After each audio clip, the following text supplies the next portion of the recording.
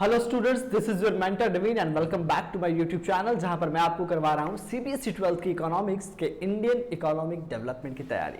In the previous video, we have studied about the industrial sector on the eve of independence. In this video, students, we are going to start international trade or the foreign trade on the eve of independence. जी हाँ, इसी eve of independence पर हमारा international trade हमारा कैसा था, इसकी बात हम करने वाले हैं और मैं आपको बताने वाला हूं कुछ ऐसी ऑब्जर्वेशंस 3 पॉइंट्स के साथ मैं आपको बता दूंगा कि इंटरनेशनल ट्रेड के साथ साथ पूरी इकोनॉमी पर क्या इंपैक्ट पड़ा और पूरा ट्रेड किस तरीके से कॉलोनियल्स के हाथ में आ गया और कैसे उन्होंने अपनी डोमिनेंस से इस पूरे ट्रेड को खत्म कर दिया या डिस्ट्रॉय कर दिया।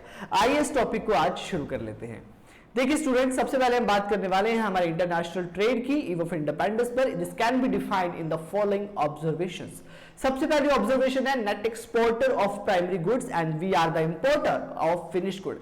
मैंने आपको बहुत पहले हर वीडियो में मैं आपसे डिस्कस करते हुए आ रहा हूं कि हमारी दशा, हमारी सिचुएशन ऐसी बना दी थी इन अब्रॉडर्स ने या इन कॉलोनियल्स ने कि हम अपने यहां बहुत अबंडेंट प्राइमरी गुड्स होने के बावजूद भी हम उसका एक्सपोर्टर थे, हम उसके एक्सपोर्ट कर रहे थे और सब चीजें यहां ना बनने के कारण या उनके ड्यूटी फ्री इंपोर्टर होने के कारण हम उनका फिनिश गुड खरीद रहे थे। हमारे यहां पर सिल्क, हमारे यहां पर हैंडीक्राफ्ट, जेम्स, ज्वेलरी, वूल, कॉटन, इंडिगो, शुगर, हर चीज अबंडेंट था और हमें ये सारा का सारा प्राइमरी गुड्स बाहर भेजना पड़ता था और वहां से कॉटन के कपड़े, मिल्क, वुलन क्लॉथ्स, मशीनरियां, ये सब कुछ खरीदना पड़ता था।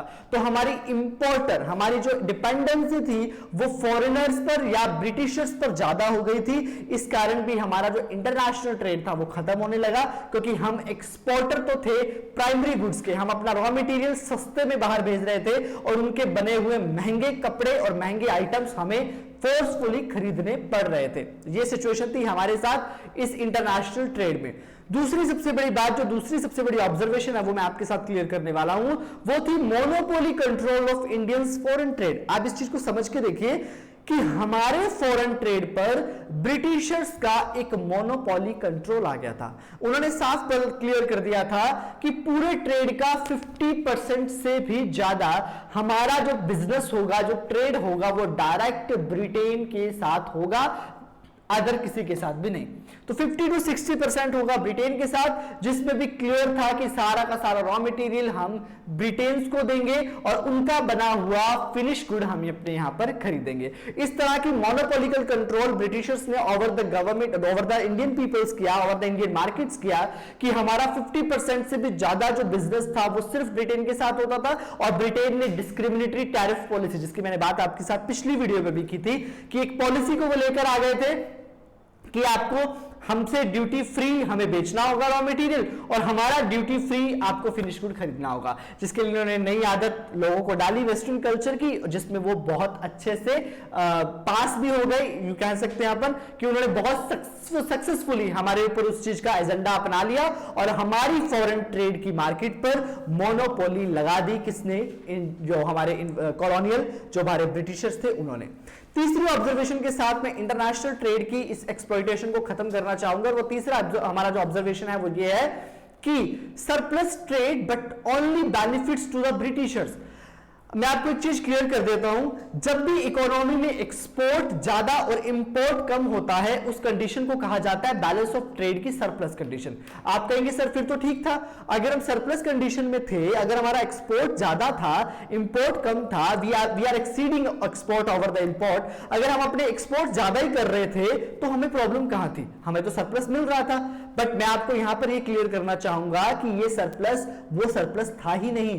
क्यों? क्योंकि जब आप अपने देश से प्राइमरी गुड्स का बाहर एक्सपोर्ट कर देते हो और उनका फिनिश गुड बदले में महंगा खरीदते हो तो वे सरासर बेवकूफी होती है, ये किसी भी तरह का सरप्लस नहीं मानी जाती है। तो इन प्राइमरी गुड्स का जब हमने एक्सपोर्ट किया तो ये हमारी इकोनॉमिकल बैकवर्ड थी। क्यों डियर? क्योंकि हमारे पास अपना तो कुछ बच ही नहीं रहा था बनाने के लिए, हमारा सारा प्राइमरी स्टॉक तो बाहर जा रहा था और हमें बदले में उनसे फिनिश गुड खरीदने पड़ रहे थे। दूसरी सबसे बड़ी बात, अगर इसमें हम मान भी लें कि सरप्लस था तो इस सरप्लस का हमारे देश की ग्रोथ और डेवलपमेंट पर कोई यूज नहीं किया गया। और तीसरी सबसे बड़ी बात, एडमिनिस्ट्रेशन के खर्चे और युद्ध में लगने वाले जितने भी खर्चे होते थे उसका पैसा बहुत बड़ी मात्रा में, बहुत ह्यूज लेवल पर इंडिया से ही ड्रेन किया गया था। इसलिए हमारी इंडस्ट्रियां, हमारा इंटरनेशनल ट्रेड का धंधा जो था वो पूरी तरह से चौपट हो गया था, जो इस कॉलोनियल रूल में हुआ है। तो यहां तीनों वीडियो के साथ मैंने आपके साथ एग्रीकल्चर, इंडस्ट्री और इंटरनेशनल ट्रेड तीनों ही डिस्कस कर ली है। अगली दो वीडियो में मैं आपके लिए लाऊंगा ऑक्यूपेशनल और इंफ्रास्ट्रक्चर की डिटेल, साथ में लाऊंगा डेमोग्राफिक ट्रांजिशन की बात। तो मिलेंगे नेक्स्ट वीडियो में, तब तक के लिए stay tune, good bye and take care.